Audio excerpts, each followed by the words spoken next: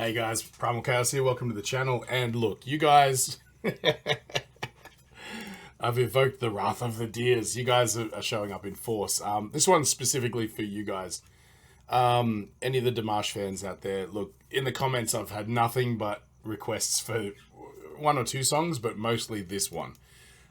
Because the last performance was kind of an emotional, the last performance I reacted to was kind of emotional. And everyone's like, you want emotional? Check this one out. Now, I do sort of know the backstory, and I've brought up the translation of the lyrics into English. I think someone mentioned maybe find a version that has subtitles, but this is fun. I've got this one, and I can see exactly what's going on in the lyrics anyway. But yeah, so I don't want to rattle on too long. We all know it's Dimash. We all know it's going to be sublime. So this is Dimash with Ikanaide.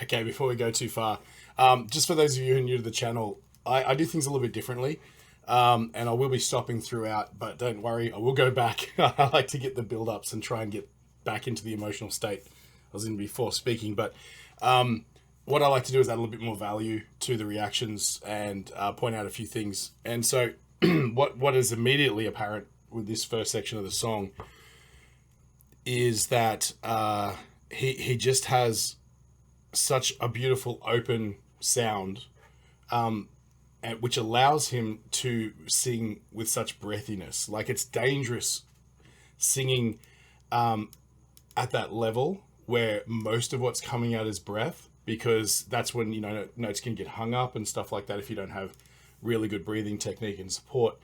And so, you know, I mean, obviously he's one of the best, so that's probably not too much of a concern for him.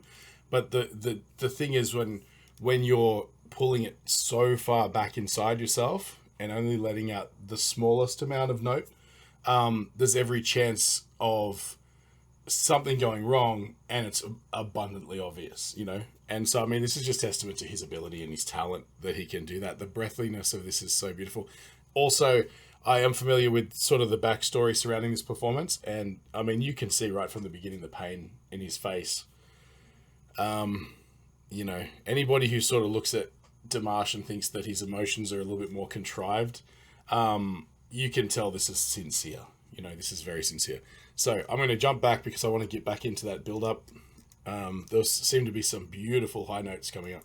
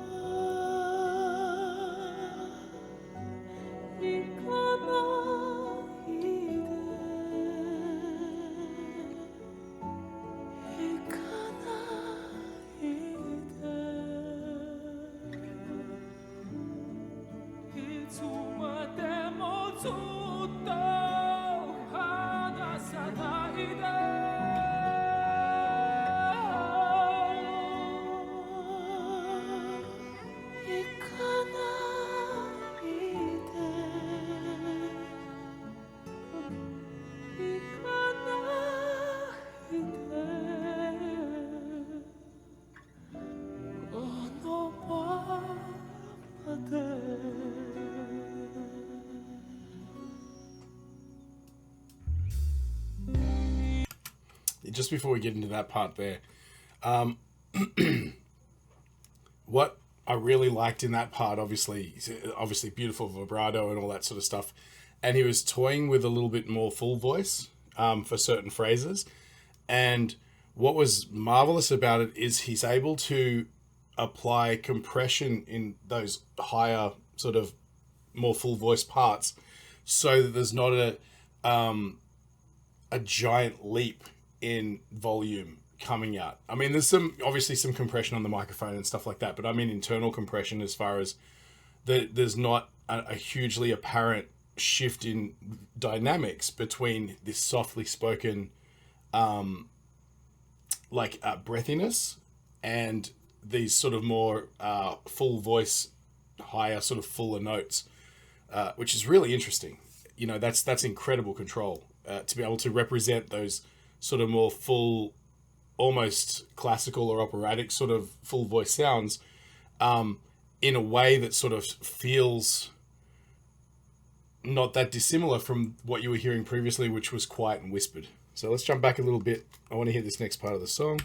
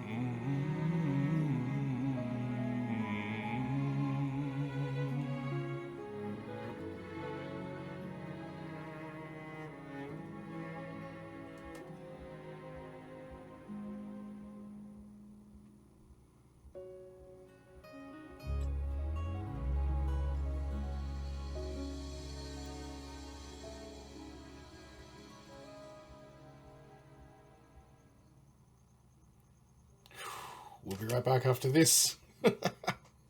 I'll give a little bit of a summary right after this. Hey guys, this video is made possible by Enchroma. 1 in 6 guys and 1 in 200 women are colorblind, and if that happens to be you, there's something you can do about it. Click the link in the description, it'll take you to Enchroma's website where you can get a free eye test. And while you're there, maybe pick up some corrective lenses. They've got styles to suit everybody and a 60-day money-back guarantee, so you got really nothing to lose. And while you're there, use the code CHAOS in checkout to get 10% off. Tell them Primal Chaos sent you.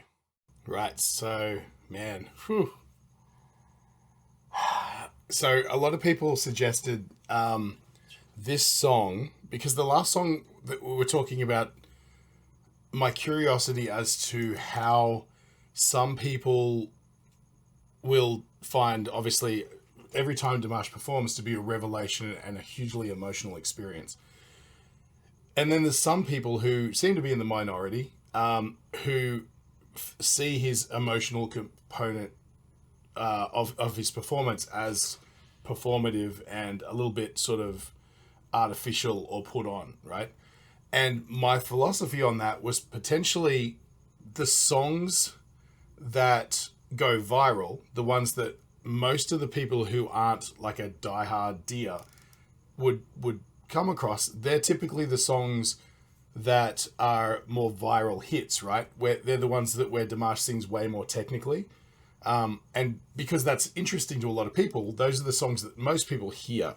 And so what they're hearing is essentially the same as like with guitar, like shredding. It's like incredibly intense technician work, but not a lot of real emotion.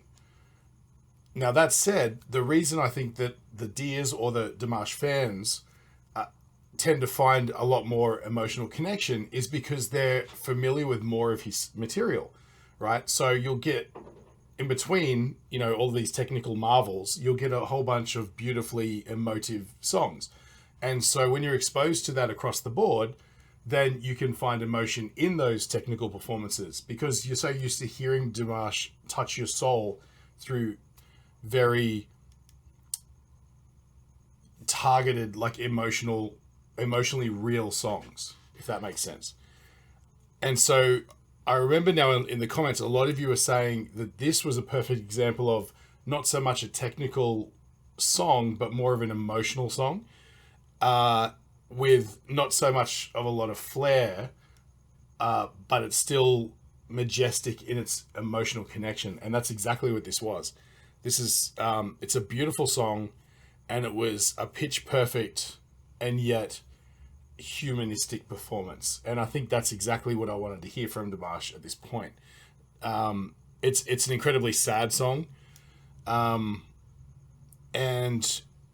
you know, that shows. It shows on his face. It shows in the way he was moving and performing.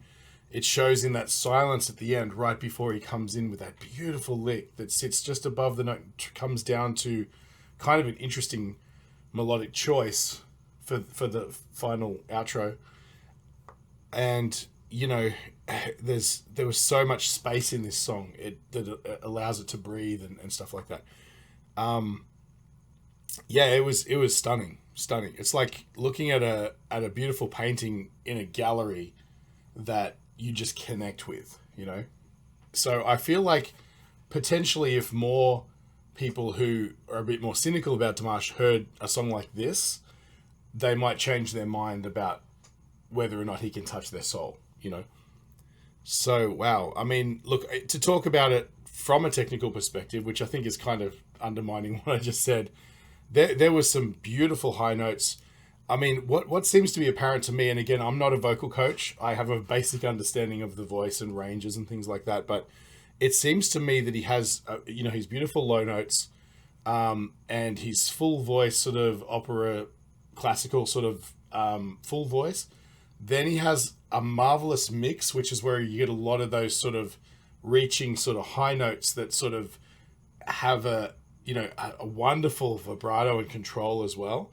And then he seems to have a register above that as well, which is those sort of tricky sort of, I guess people refer to it as whistle register kind of bits and pieces that he didn't really tap into as much in this song. I'm trying to remember if I heard any of that.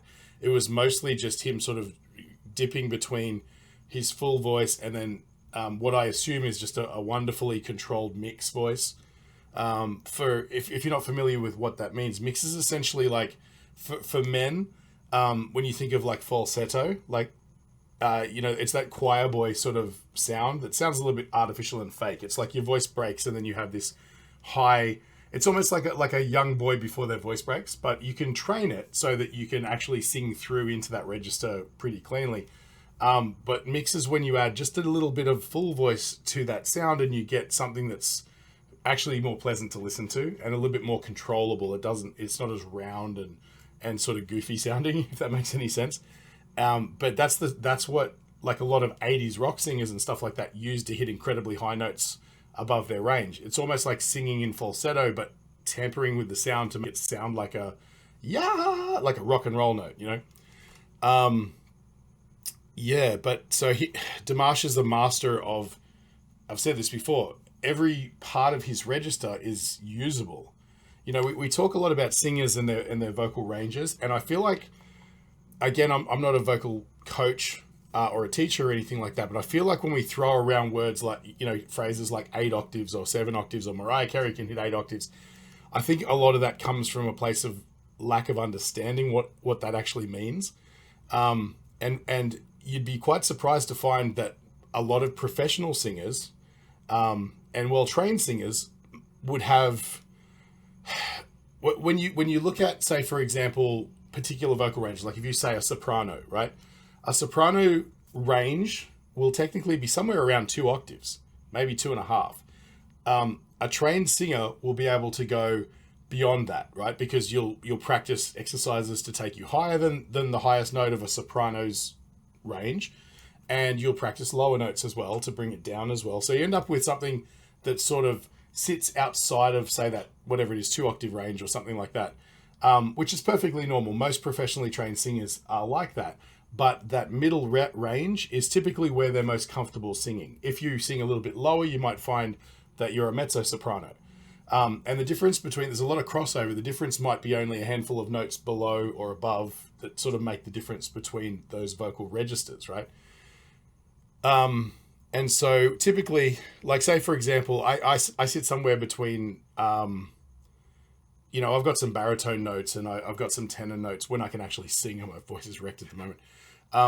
But you can typically sing comfortably within whichever one you fall into in a pleasant sounding tone. And you might, in say singing lessons, you might do exercises that push your register or your range up higher or lower, right? But typically they're the parts of your range that you would only want to use sparingly in bits and pieces. Like you might have a particular song that you sing that has a high note that, say, if you're a tenor, is slightly out of your tenor range. But because you practice enough, you can hit it. You typically don't want to sing an entire song outside of your range because typically without a lot of practice, you don't sound great, right? Dimash, what makes him special, a lot of people will say things like, oh, he has 7.7 octave range, or he has this or he has that. What makes him special is that he seems to be able to work in all of the registers that he has and sound just as good. That's the magic of Dimash. It doesn't matter what his low note and what his high note is, because I've heard baritones sing high notes and they don't sound very good. And I've heard sopranos sing lower than their range and they don't sound very good. A lot of the time. He's not like the only person in the world who can sing outside of their range. But what makes him the best is that he can do it convincingly. And, so it's almost like has this ability to imitate like an alto, a mezzo, a soprano, like a tenor. He can just sort of slide into those ranges and sound like he was born to sing in them. That's essentially what I'm getting at. And again, he also has the whistle register thing, which is like something that, you hear thrown around a lot as well. But, again, it's one of those things where typically you don't want to sing an entire song in that Mariah Carey whistle because it would sound terrible. But if you're going to do the occasional little flourish or something up there, that's fantastic, and he can do it and sound beautiful. It's, he's a miracle of singing. He really is. And, I wish the circumstances surrounding this performance were a little bit better, but he obviously took it on board to have a moment that was special, you know, and thankfully he shared it with us. So yeah, you guys wanted to see my reaction to it. That's it. I'm blown away. He's absolutely a stunning emotional performer. There's no doubt about it in my mind. So yeah. Anyway, if you feel like I've lifted your day or your spirits at all today, feel free to buy me a coffee. Also like, share, and subscribe if you haven't already. Hit the bell. And yeah, thank you for this one. There's a couple of other songs that you guys have recommended from Dimash, which I'll get to eventually.